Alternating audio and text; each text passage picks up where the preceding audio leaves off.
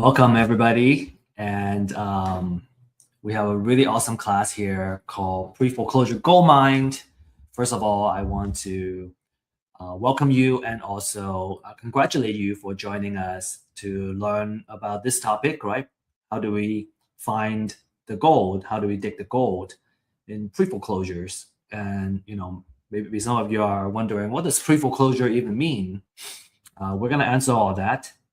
And we also we update our content on a regular basis periodically.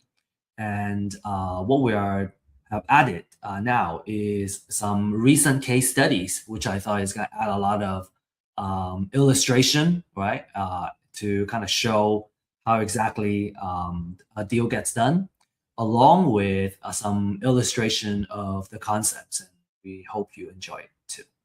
So now, without further ado, let's get started. We have quite a lot of content to go over today. So talking about pre-foreclosure, we need to understand foreclosure auctions. So at foreclosure auctions, depending on where you are, it could happen every month, or it could be every week as well, depending on what state you're in. And it allows the bank or tax authorities to auction off properties that are late on payment. And this is, a great place to get deals. You get 50 to 75% off of the market price. We personally know folks that are buying houses at 35 cents to $1, and it's a really, really good deal. If you haven't been to a live auction, I highly encourage you to join one and experience it yourself. It is a big event and a true sight to be seen. And depending on how your county organizes it, some could be online. If it's in person, I think it's a better experience. There could be multiple trustees kind of auctioning off these houses at the same time, so it's kind of like a circus. And things can be pretty chaotic too. And so now, if you are serious about bidding at these auctions, we have a class on foreclosure and the top 10 tips on what you need to know in order to win these bids. And in this case, if you are interested in bidding on the property, you have to find a trustee and make sure you don't miss it when the trustee is auctioning off the property. Now, also, if you are participating in these auctions, you have to be ready to pay on the spot to when you win the bid. And what you need to do is to have a whole bunch of cashier's checks. You kind of need to have that capital in place in order to bid at the foreclosure auctions. It could be a little bit more capital intensive for beginners. And I have a video I'm going to show here just kind of show you what a live auction looks like.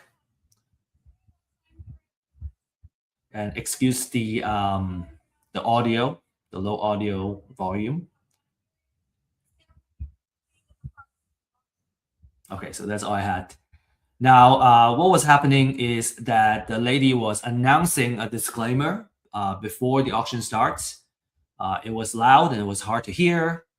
And people usually come prepared. You kind of see folks either with their laptop or printed out a big spreadsheet.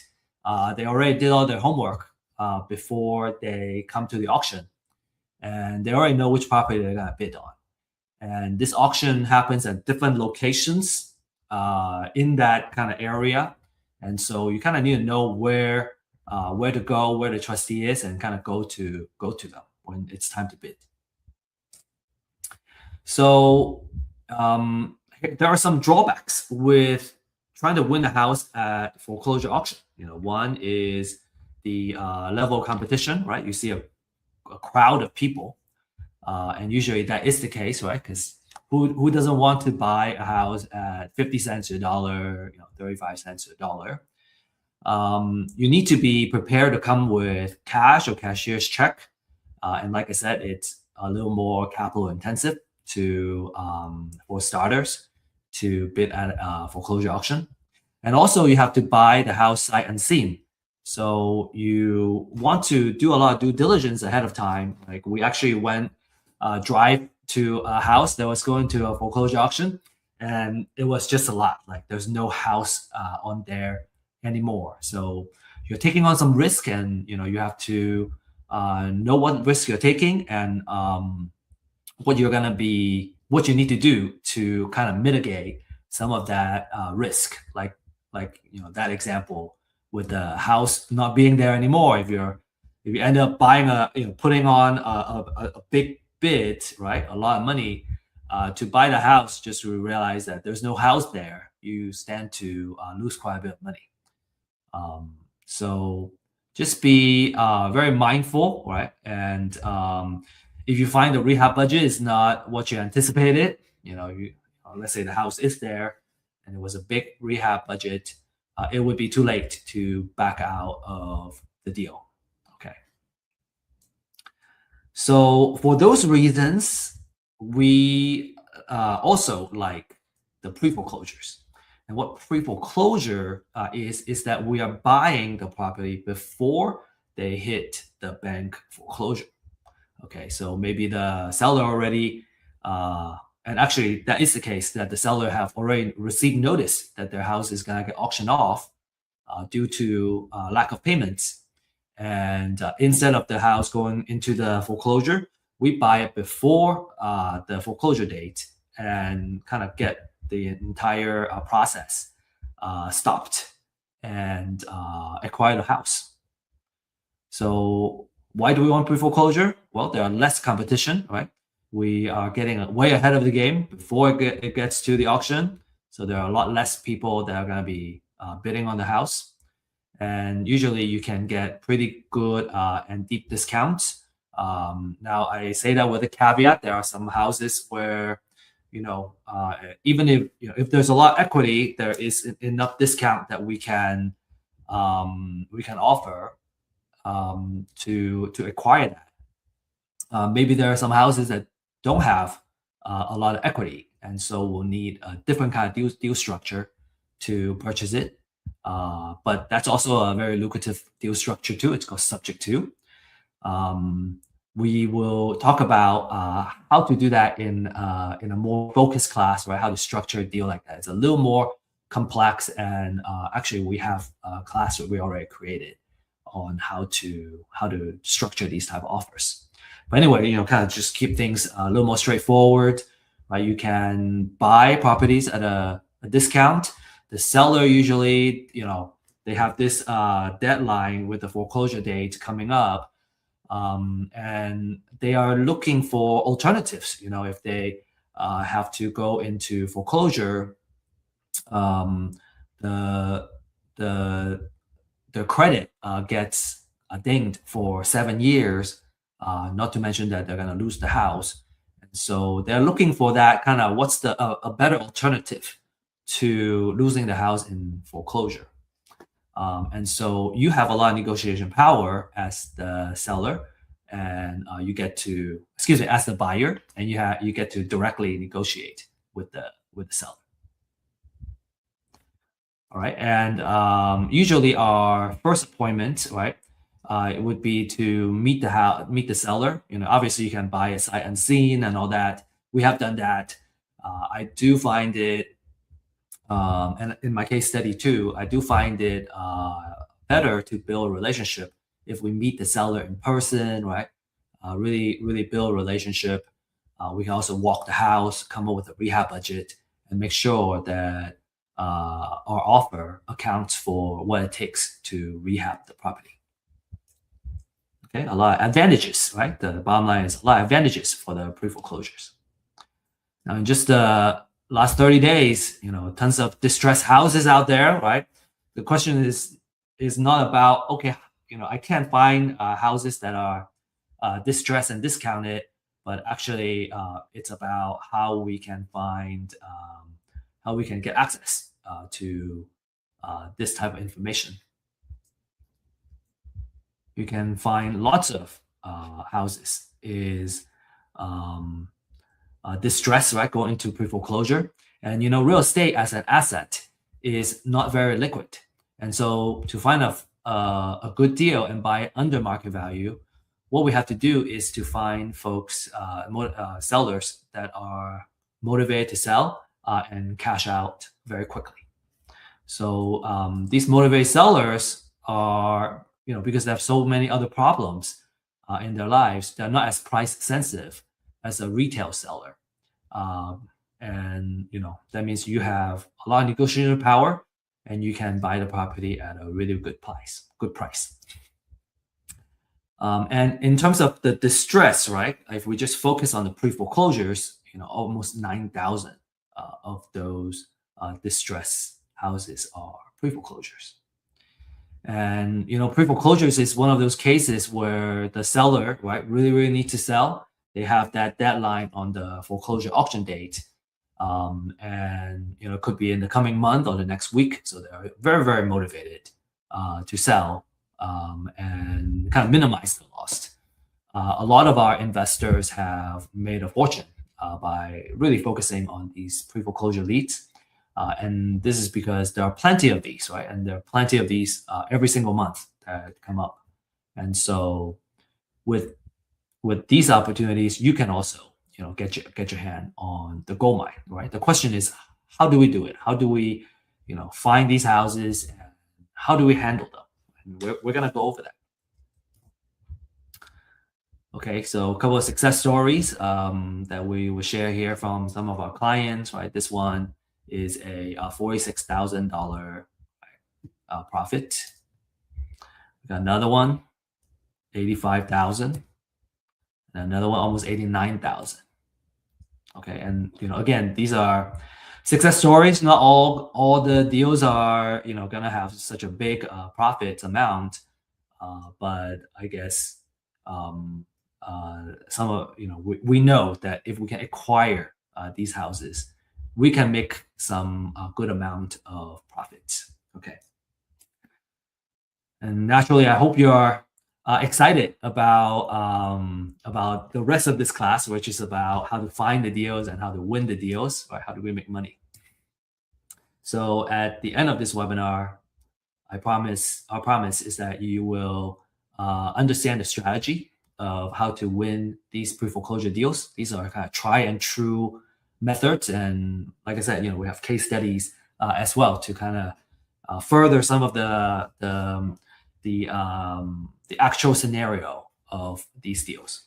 And this course is for new investors, right? If you're looking for a way to get started, pre-foreclosure is a really good way to get started. It can get you a lot of quick results. And experienced investors, if you have been buying from somebody else, buying from a wholesaler in your deals, and this gives you the opportunity to acquire the property yourself and directly negotiate with the seller and increase your margin a little bit. From an exit strategy standpoint, wholesale, fix and flip, or buy and hold at a big discount. These will all fit.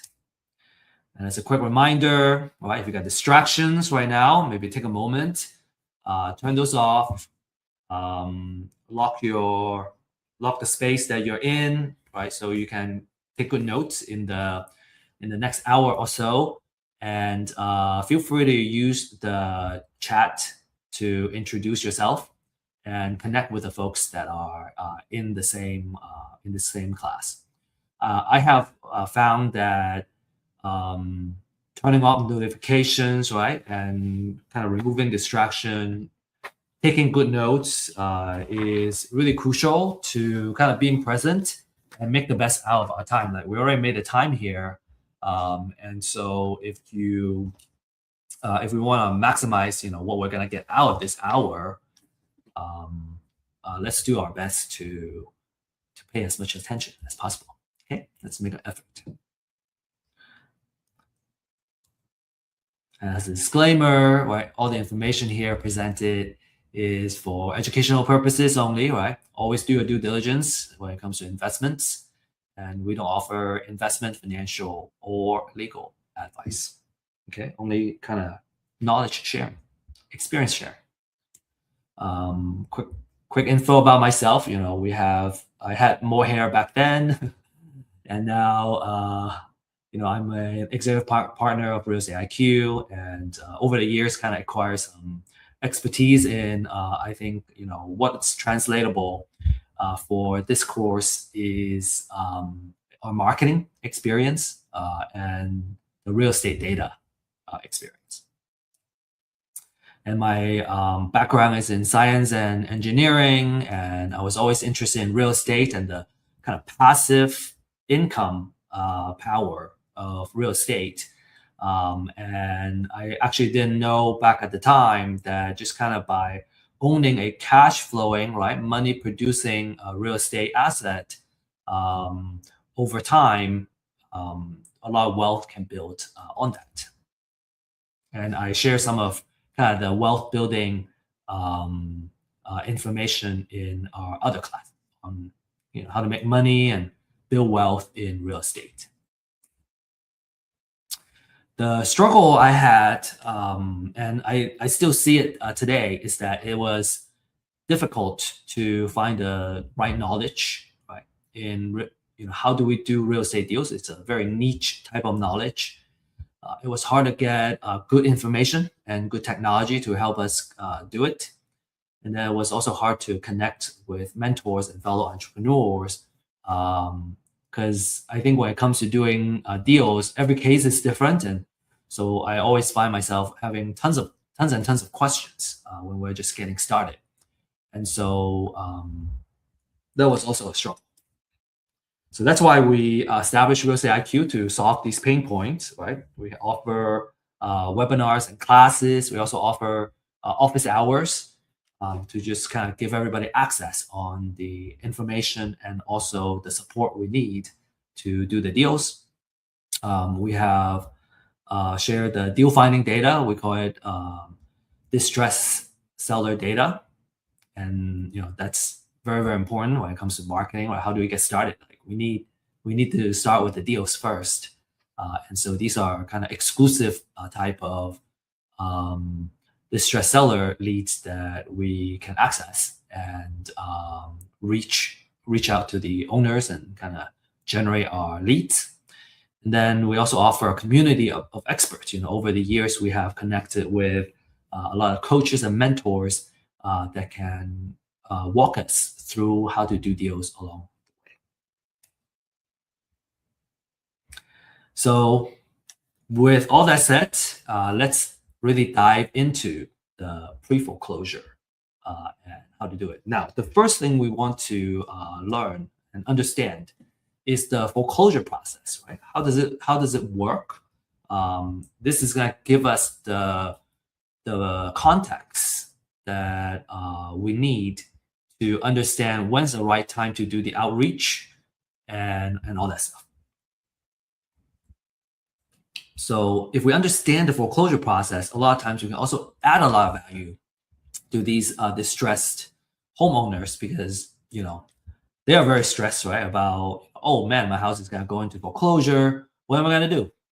Well, this is the process. The typical process is that the borrower, right? Borrower is typically the same person as the homeowner, and they have more than 120 days of delinquent payments. And when that happens, so about 4 months, right? So when that happens, the lender will all order the trustee to send a letter of demand. And when that letter of demand is sent, the borrower has at least 30 days to pay back the delinquent payments. Or a notice of default and an intention to accelerate will get filed. After that 30 days, or after that curing period expires, the lender will file a notice of sale with the county, and this will happen at least 21 days before the next auction. So, as an example, if the notice of sale is filed today, it won't go into next month's foreclosure auction because it's less than 21 days, but it would be happening in the month after. So at least 21 days before the next auction.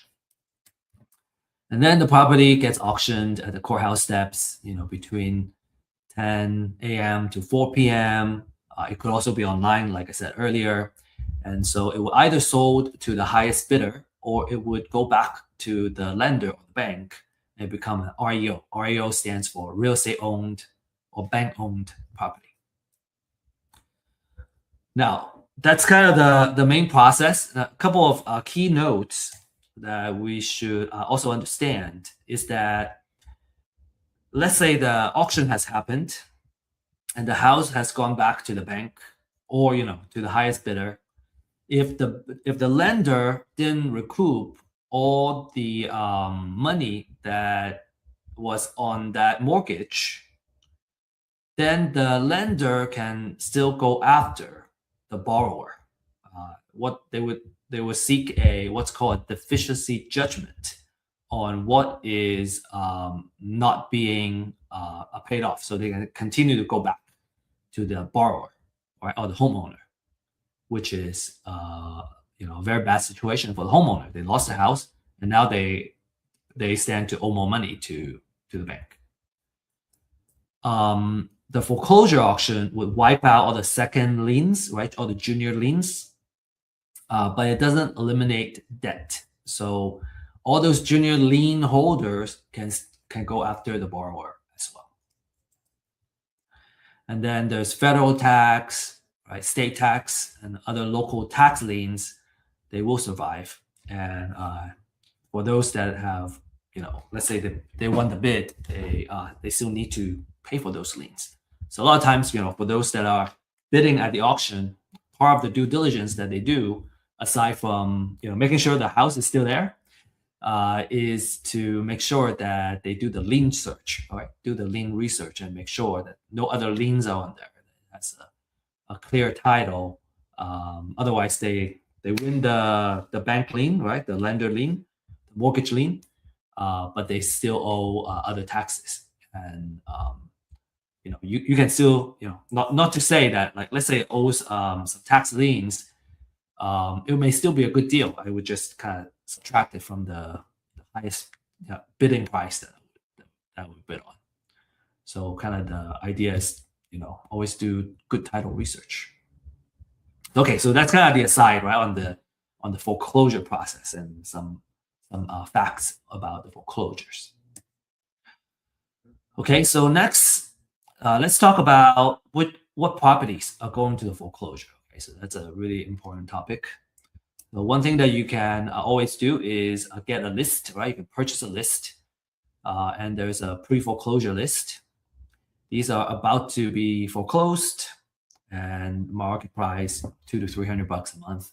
A lot of investors really love this list because these distressed sellers are in a very desperate situation. Right? They need to sell fast, and for the pre-foreclosures, you gotta reach these sellers, these owners, before they hit the auction, so you can directly negotiate with them.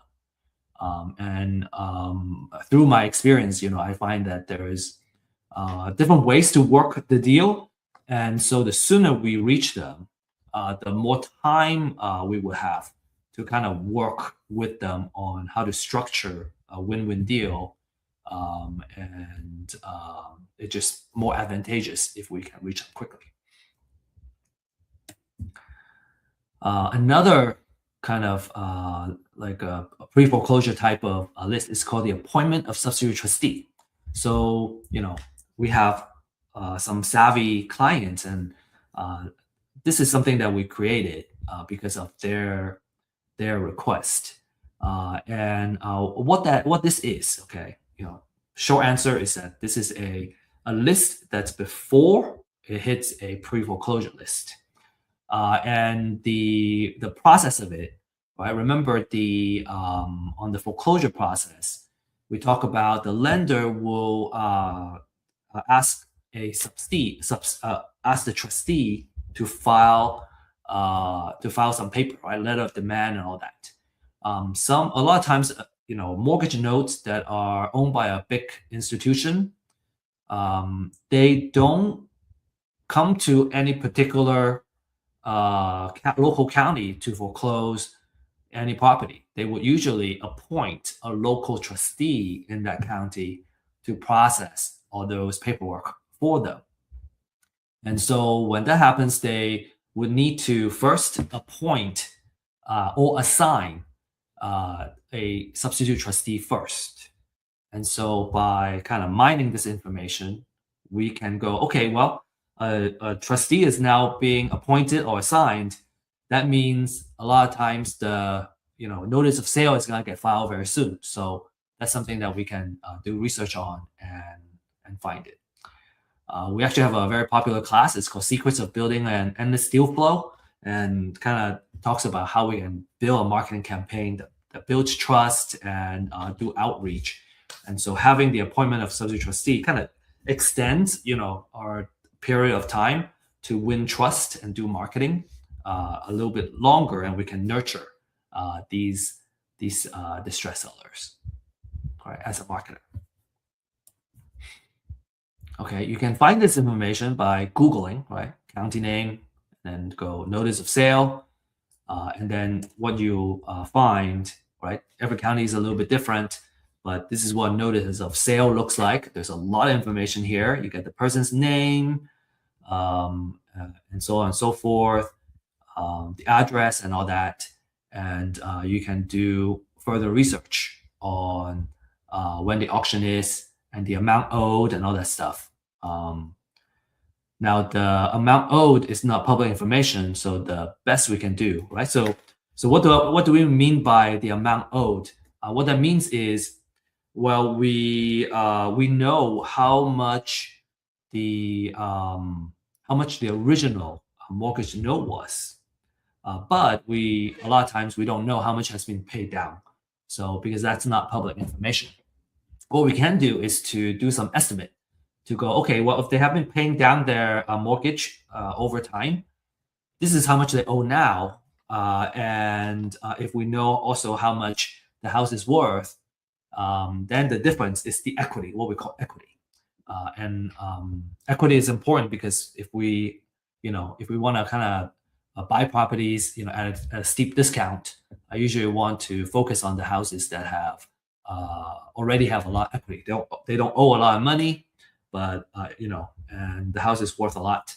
So in a more kind of distressed situation like this, the owner is willing to sell at a big discount just to kind of get out of this foreclosure situation. So what do we do, right? On the motivate seller list, you can find this notice of sale information. It's public information. Usually our advice is, you can do it yourself.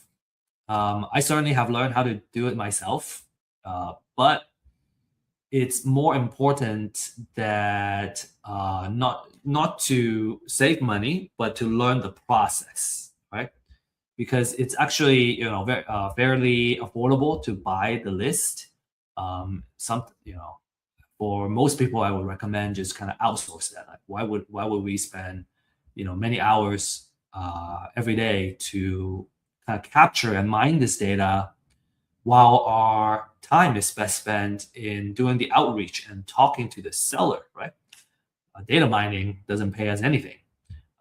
It's the contract, right? Putting the house under contract, and then either selling a contract or acquiring that real estate piece of asset is the reason that we would make money. So, if you're curious, you can learn how it's done, but I truly don't recommend that you consistently do this work. It's a very kind of low value work for an entrepreneur. It takes 15 to 20 minutes to research per record, and then kind of just look at the sheer number of foreclosure filings for each kind of county or metropolitan area. You can see that it just very quickly becomes very overwhelming. And honestly, when I'm mining data myself, I don't want to talk to anybody because I'm just kind of focused on the information, being technical, and I'm not as social. And I think as real estate entrepreneurs, real estate investors, we want to focus more of our time in building trust with the seller and working with them. That's a much better use. So it's also important that we pay attention to the quality of these lists, right? We want to know how frequently it gets updated, right? And we call it the freshness of data, especially for pre-foreclosure because it's so time sensitive. I want it as fresh as possible, right? That's going to give me my first mover advantage. A stale list, which means it's not updated very frequently, is no use to us for the pre-foreclosures at least. You want to understand the extent of the research and the accuracy and all that. And a couple of key elements that we want to look for in a list is that, okay, I don't want to know the borrower information, right? That's mortgager. Mortgager is the borrower information. The mortgagee is the lender, trustee, right? I want to know the address and all that of the property. And then, the stuff on the right is also very important. I want to know the financial information, like the equity and equity percentage. Like I said, this is mainly an estimate, because the unpaid balance is not public knowledge. It's only an estimate. But we would research a lot of this information, and it's kind of something that we can leverage right away, and we can use it as a filter, and then we can focus on just the ones with the type of equity or the type of loans that we want to work with. Okay, so then let's say you get get the list. We want to focus on a more manageable list, so we can filter it down. And a lot of times, the leads are quite expensive, but because we can acquire and we're mining all these data ourselves, and you can get access to these leads at a pretty affordable price. And so because of that, you can afford to kind of really focus on the type of leads that are most valuable for you. A couple of things that people like to filter on is maybe it's the address or the zip code that they want to focus on. It could be the, how much, what's the assessed value or the appraisal value. Sometimes you don't want to go above a particular value, right? You want to focus on a particular sweet spot in terms of the pricing for you. It could be the type of equity. Maybe I want, really steep discount, and I want to focus on a particular type of equity, high equity. Or, the folks that want to do a subject to, maybe they want to have lower equity and just kind of focus on those. And you can also always do that. One thing I do want to mention is that when you have a smaller list, right, where you kind of filter those, now you have more marketing budget to market to each lead. As an example, let's say I have $1,000 a month of marketing budget that I can spend. If I focus on 100 leads, that means for 1,000, I can put $10 to market to each lead, right? So I have for $10 budget, I can do a lot of things. I can text, I can call, I can email, I can even send a few letters, right? Direct mail letters. Because $10, I can do a lot of things. But if I have $1,000 marketing budget and I have 1,000 leads I'm trying to market to, well, I only have $1 per lead. So I know I can't send out a direct mail because that's just one letter that already burns all my budget. And so, just as an example, maybe you want to spend more than $10 per lead, or you want to spend like $20 to market to each lead because you have such a nice filter list. So that's something to kind of pay attention to. And frankly, if I were to spend $20 per lead versus somebody that is spending $1 to market to a lead, I know I'm gonna win out because I'm gonna have much more ways to reach out to the same lead. Right? I hope that makes sense. Marketing is kind of maybe to kind of make a comment coming back here is that when it comes to marketing budget, right? Marketing is kind of like a war, right? if I have more money to throw at something for a particular lead, I'm going to be more likely to win that lead than someone else that is spending a lot less than me. And so that's a comment I wanted to make. Okay, so let's talk about the marketing campaign, right? How, now we know who they are, right? We have a focus list. What do we need to do next? Well, let's talk about marketing campaign, right? How do we reach out to them? How do we win their trust? So if you enjoy this segment, make sure you take our class on the secrets of building an endless deal flow, right? We really focus on the actual marketing side of how to use our data. Okay, so one very common technique is called door knocking. So you show up at the door, you talk to them in person, and because you get that face-to-face time, you can build trust very quickly. And of course, the effectiveness of your campaign, really depends on the quality of the list, right? You want to make sure that your list and your data is fresh. You want to make sure that you get the information as quickly as possible, and that it's right, it's accurate. And so door knocking is like super sensitive, I think, in terms of making sure you have good data. And let's see, to be successful, you need to have an ability to kind of strike a conversation, right? Be likable very quickly, and you also need to have a thick skin. Some people may just shut the door in your face. We have done that, and a good door knocker would have no problem with rejections. And so if you are, someone that's extroverted, right? You have maybe kind of door knocking experience from from other industries, like this is certainly something that it's going to work out really well for you. We have clients that have really good door knockers, like they have found a lot of success in buying properties, in acquiring these properties. We have an app called dealsnearme.io. That's something that you want to look into. It's in alpha, I think maybe beta phase now. And what it does is that it allows you to look at the app and look at the map and kind of see all the houses that are or have been in foreclosure near you. So you can drive and see the property. You can kind of also drive around that neighborhood and just kind of learn about the neighborhood that are around you. Real estate investment and real estate can be very local.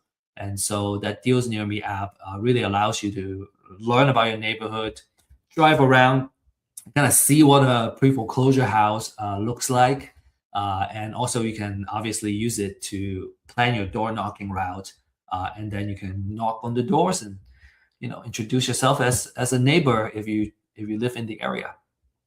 So really cool app that I want to highly recommend you to check it out and learn how to use it and give us some feedback also. Now, of course, door knocking may not be for everybody. I highly recommend that you try and do it, no matter if you're an introvert or extrovert. I think it gives you a lot of kind of learning and context. And by talking to them, you kind of understand how they feel. You can learn how to work with these type of distressed owners. If you're a little more introverted, maybe cold call is a little bit better method. So here we have a script here for you. I'm not gonna read this over, but maybe what you can do is to take a screenshot on the couple of questions that we have. And when you reach them, these would be some of the questions I want to find out is, learning about kind of their situation, what do they want to happen, and then another thing is what kind of condition is the house in, okay, so that we can do the rehab budget, which we're going to go over next. Okay, and then if you can't reach them, here's a voicemail script that you can use. again, you can just take a screenshot here and then practice using it. And then over time, you get so good, you don't need a script anymore. But in the beginning, you probably need a script to kind of get yourself familiar with what needs to be said and get some practice in. And I think my recommendation is that when you are just starting out, for example, just try to make, maybe making phone calls is not what you're used to. Well, just make one call a day. Just start practicing one call a day, and then over time, 5 calls a day. 10 calls a day. Make sure you have one quality conversation. We're kind of getting to a point where we know that if you can make one high quality conversation a day and capture the information you need to kind of move on to the underwriting and making offers, you're gonna get a set number of deals every month. 1 to 3 deals every month. If you get one quality conversation with a seller a day, it doesn't matter if the deal is a good deal or not very good deal, as long as you have a good kind of quality conversation with a distressed seller. Okay. So next, well, we gotta do the outreach, right? Make the connection, and then most of the time we want to listen, right? So we want to be empathetic. We want to have some questions kind of prepared, right? It's kind of like the call scripts that I shared, and let them talk, right? Just remember they are facing a lot of distress, right? The foreclosure may just be one of the things that is not going well in their life. Let them know you're interested in their property. Some people, maybe they don't want to sell, they want to keep the house. My approach is I help them work on solutions of keeping the house too. And if they don't want to sell, that's okay. At least I'm helping somebody. And if they have exhausted all the options and they want to sell, hopefully we have built enough goodwill that they would think of us first. And obviously, if we're out there trying to help somebody, we also feel very good with continuing to do this, right? It kind of feeds our spirit and our soul.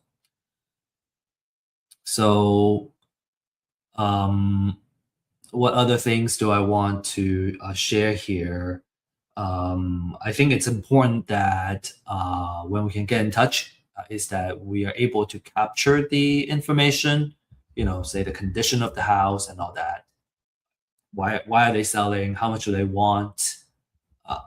And why do they, what's the reason, that's the pricing that they're looking for.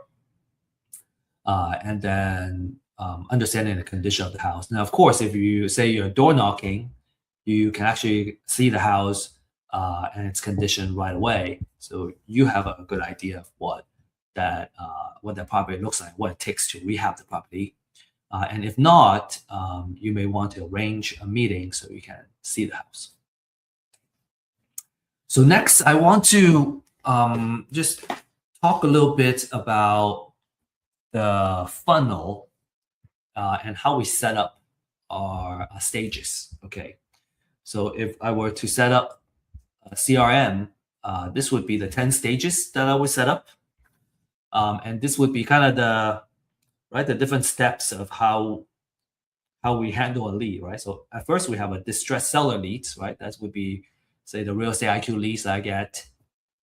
I know that they are distressed, but they're cold because they don't know me. They don't know what solutions are available. And they don't want to do business with me yet. So that's stage number 1. And then we'll do outreach, right? So we filter out the list. We'll do the outreach. Excuse me for the allergy. And after we do the outreach, we'll receive a response. Either they say yes or they say no, go away. We leave them alone if they say no. If they say yes, then we can schedule a phone appointment. So in stages 1 and 2, they're cold leads, right? They don't know us. But from 3 and 4, they're warm leads now. And now if we're able to schedule a phone appointment, now we have a hot lead, right? We complete the appointment, we talk to them, we gather the information that we need. Now we have right? If we have a quality conversation, now we have a hot lead. And a lot of the cases, we may want to get their mortgage information as well, right? And then that will allow us to do all the underwriting that we need to make an offer. So stages 6 to 9, we put it here. We already got a lot of information. So, these are the fire leads. Like they're, if we put in the right offer, right? If they trust us, if we do all the right things, we're gonna win the deal. And then stage 10 is the deal close. They sign the contract.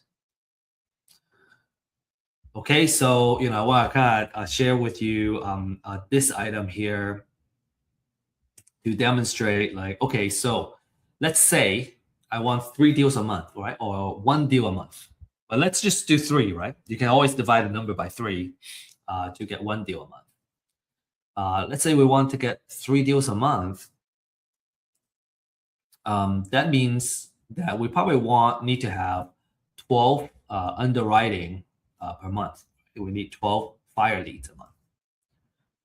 And 12 per month is 3 a week. So I want 3 fire leads a week. And in order to do that, it's likely that we'll need 6 conversations a week. So we have 6 conversations a week, right? Half of those, we would, get the information and get the mortgage information and all that and do underwriting. So 6 a week is really 1 a day.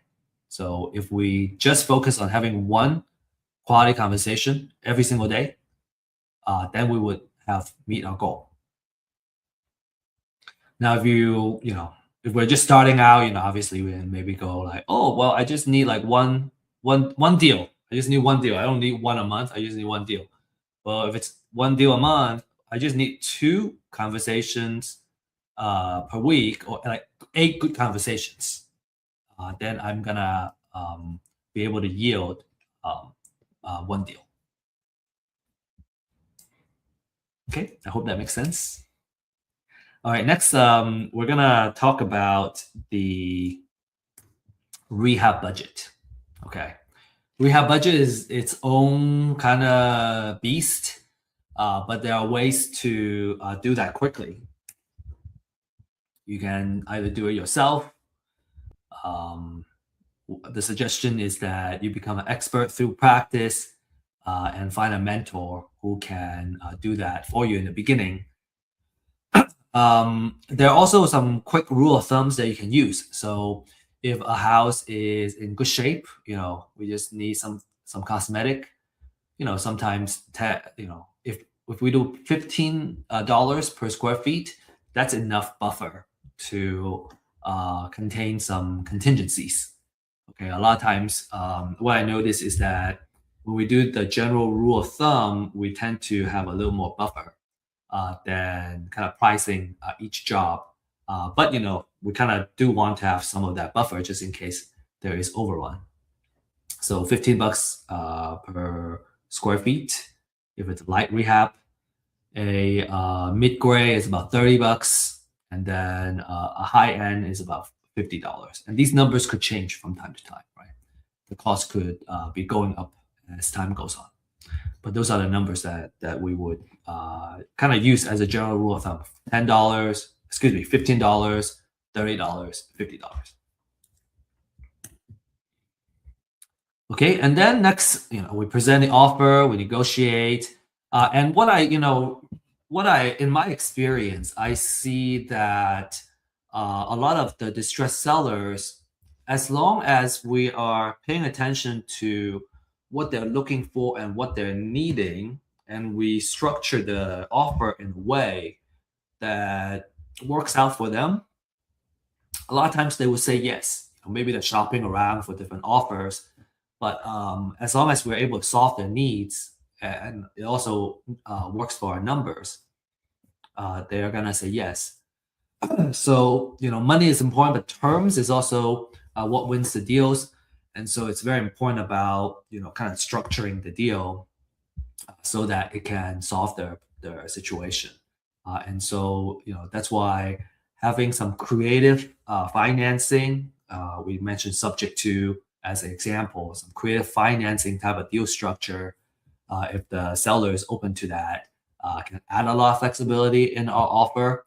And we usually offer several options, cash option and a creative financing option. And when we presented them, there are a couple of choices for them to say yes to instead of like yes or no to an offer. So that's our approach at least.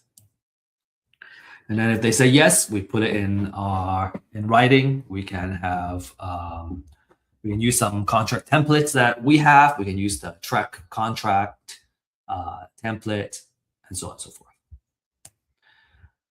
Okay, then let's say we put it under contract. Then we put it. Then there's maybe if we're going to acquire it, we're going to need to figure out the funding side. But for sure, we're going to need to be aware of potential title issues. And here we see it's very important to have relationship with investor-friendly title companies, right? The title companies that knows and understand how it works, how to work with investors. They're proactive in solving title issues. They have in-house real estate attorneys, and they understand owner finance and subject to, and so on and so forth. And then the last thing is closing, right? There will be last minute issues that may come up and that need to be addressed. So if you have a good contract and you already have trust established with the seller, you're gonna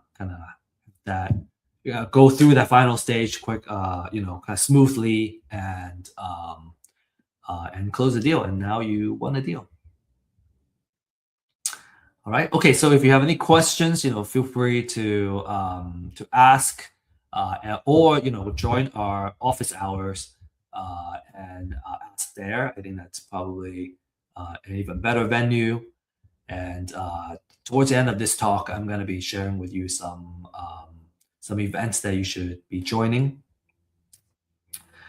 For now, I want to show you this case study. I find it very, very interesting. So this is the Mart deal. This is a deal in the city of Mart. What was interesting and kind of caught my attention was that it was sitting on 20 acres of land, and the land is in the opportunity zone, which is a designated area where if you invest money in the opportunity zone, there's a lot of favorable tax treatments that you can benefit from. So that's what got our attention at first. And the owner comes from pre-foreclosure. He owes about $3,500 in back mortgage, right? So he was behind. Talking to him a little further, he wanted to sell. He bought it. I think about 10 years prior. 10, 12 years prior, and he still owes money. Turns out the mortgage that he has was a very high interest rate. Was 9% or 10%, something like that. And so, but because he held on to the property for a while, the property has increased in value. So he was able to build the equity, even though the mortgage principal amount, the principal loan has not gone up, but because the value has gone up now, he was able to sell some equity. He wanted to sell and then take care of some kind of family situation.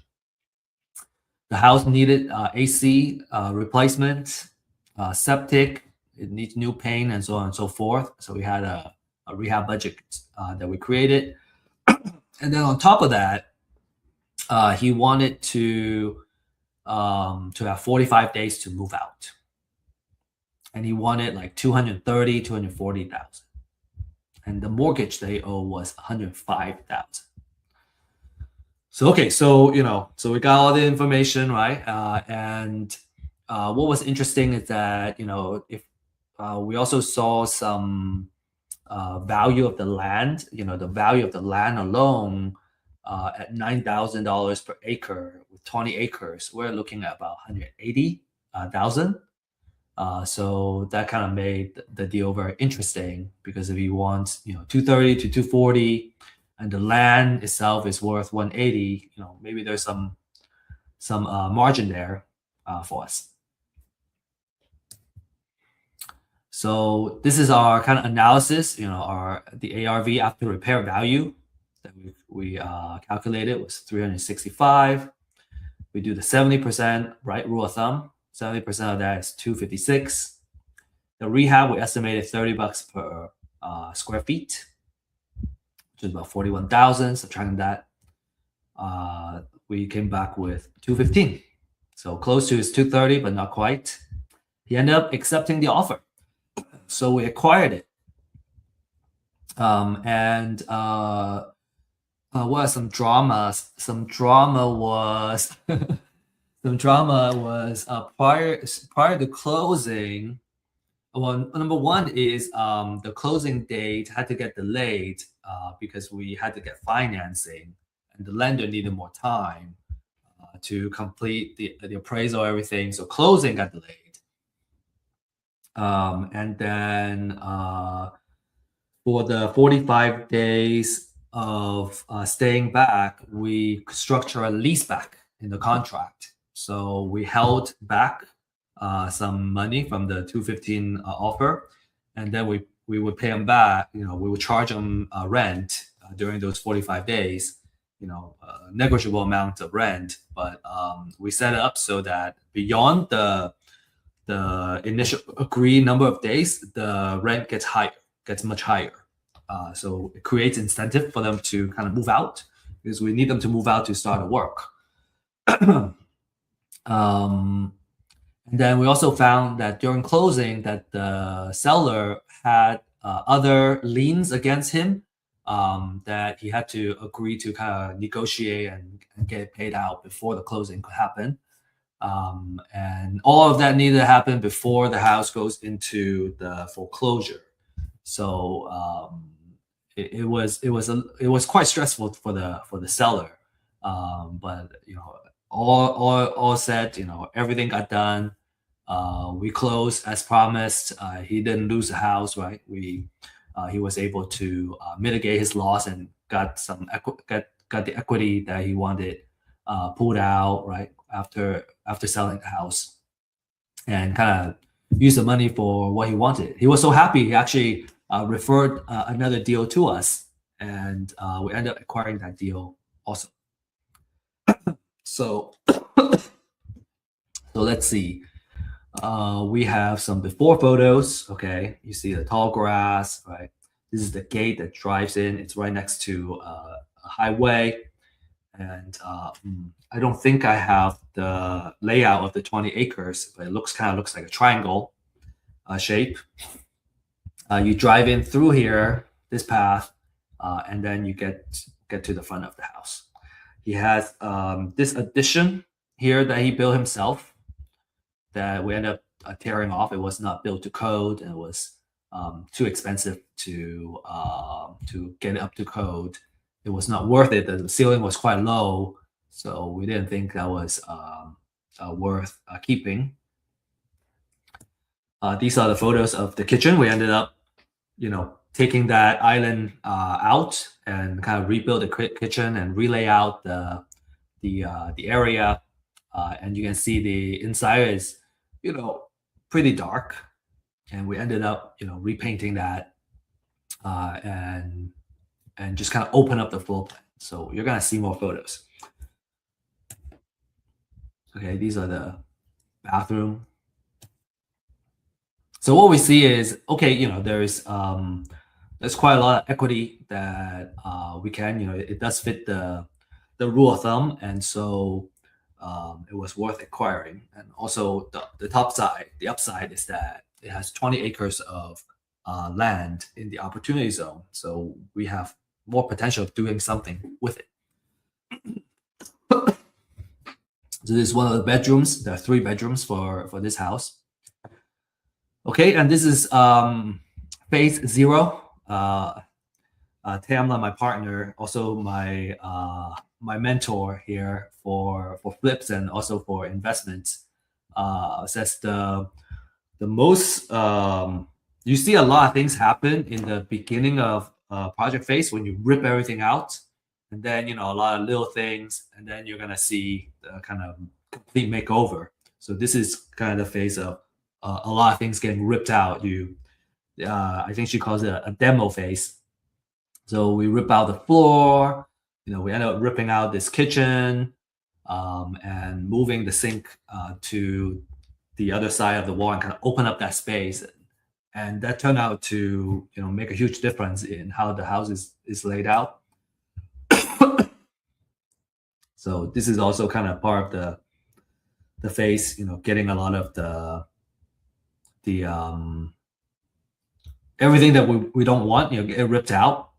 We had the carpets, we ripped all those out. A couple more photos. This might be a repeat. Okay, and then on the outside, right? So this is phase one now. On the outside, we also try to improve it. And then you can see the inside where by this point, the island is taken off, and then all this got opened up, and the interior has been painted. So it's much brighter. It's looks like a fantastic, I guess, canvas to kind of build on top of. Okay, here, this was the kind of the self-built office, where this hole is. And what we're doing is that we change that wall into a window. It was just kind of open end, it just all opened up. We built a window, and then the next step was to kind of rip off that addition. Okay, this is the bathroom area. Bedrooms. Okay, and then the outside, you can kind of see, well, we painted the gate. We also have taken off the addition, okay, and added that window there. And then we're starting to kind of work on the exterior as well. So inside, we're building the cabinets for the kitchen. At first, we were gonna keep the cabinets, and it turns out the cabinets were very old and flimsy, and so it makes more sense based on the price point that we are selling it at to have a higher quality kitchen cabinet.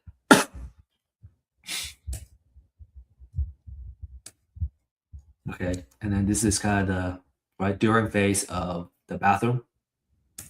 Okay, and it's kind of starting coming together. Okay, phase 3.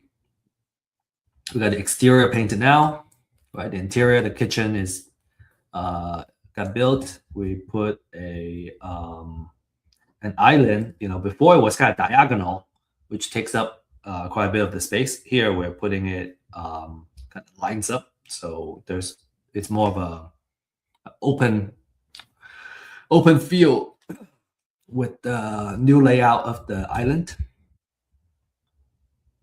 Okay, and then here we got the countertop put up there. So the design of this space, and it kind of turned out really well. So now this is the kitchen almost built out. All right, and the exterior, it's already done. So, and then here we're putting the shelves on here. So it's looking really nice now, right? The kitchen, the bathroom, and it's very desirable now.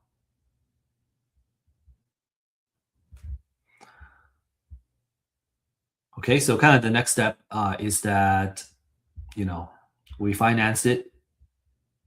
We financed the purchase, decided to keep it. We could wholesale it too. And then either sell or refi. So the ARV is about 500,000 based on the quality of the rehab that we're putting it. Or we can do a 75% loan, right, to kind of pay it back. And now what we're looking at is, selling the house with a smaller acreage and then keeping the rest of the acreage for further development. So that's our case study. Okay, so as recap, we talked about the foreclosure process, right? And how to get and work the pre-foreclosure list. And then we also talk about the marketing stages, right? How do we set up and really start winning these deals? The next question is, how do we get started, right? How do I get started? So here are the 3-step process. Step 1, get a pre-foreclosure list. The more quality and essential research, the better. And that's what the Real Estate IQ off-market leads can offer you, right? We got the freshest data available. It's updated pretty much every day. So you get new leads that you can use every day. There is extensive research, including estimated equity. And then for a limited time only, you can still access this disruptive pricing. And, as we mentioned, it usually costs $200 to $300 a month to have this data for a metro area. And, we're pricing it at a much more affordable price. And so, if you're interested in kind of learning more, you can scan this QR code and request a demo. Next is, if you really want to do it, you gotta, I find it difficult not to have somebody I can call and ask question on, because even every single step of the way, I have so many questions. I don't know how to do something, and I didn't know how to do anything. And so, in the beginning, I had a lot of questions, and over time, I already learned it. I got those questions answered, and then I have, less questions. And I think having having a support system, right, where you can get your questions answered, it's just so crucial. So we have a deal accelerator program. That's why we're offering that for you. And we have a wait list right now. So if you're interested, you can fill out the form and get interview and get qualified for the wait list. And then when we are ready to launch a new cohort, we will we'll connect with you, and then we'll get you going. And then step number 3 is doing title research, right? You gotta know how to do some title research for these properties. And I think what we do is we usually only look at closely at the ones that we're underwriting. Usually I'm not gonna do title research for all the leads, but the folks that have responded and have had a high quality conversation, I would do a title research, and just to make sure I know everything that could go wrong with closing the title, when we're really close to the contract side. Okay, so a lot of success stories, right? I got a success story that I shared earlier too. Jordan has made 2 deals, right? One deal, you can see the variation of profits. The first deal, 55,000. Second deal, 5,000. I would take 5,000. 5,000 is still a good profit. Salvador made $30,000. They got a pipeline of deals now. And then Ismail has created a system that he's consistently getting deals. He's got a lot of transactions and a lot of deals through Real Estate IQ's leads. So again, this is the QR code that you can scan and fill out this form to talk to one of our data consultants, and learn how you can get started on getting this data.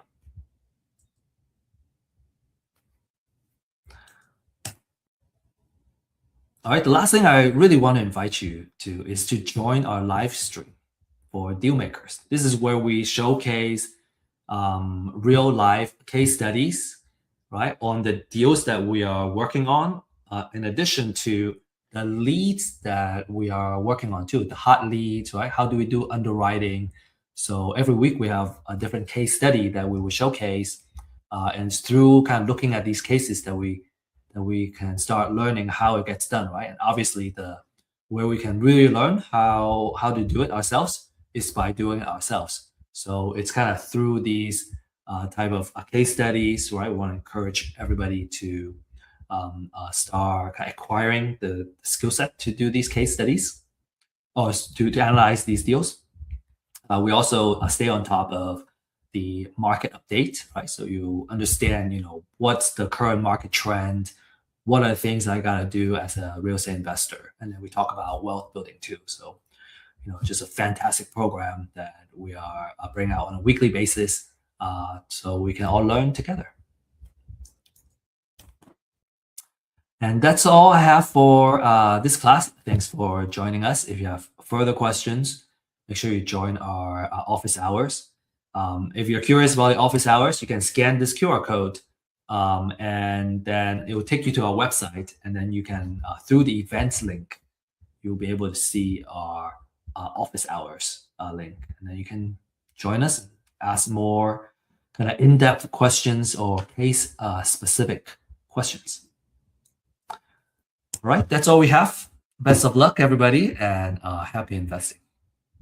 Thanks for being here.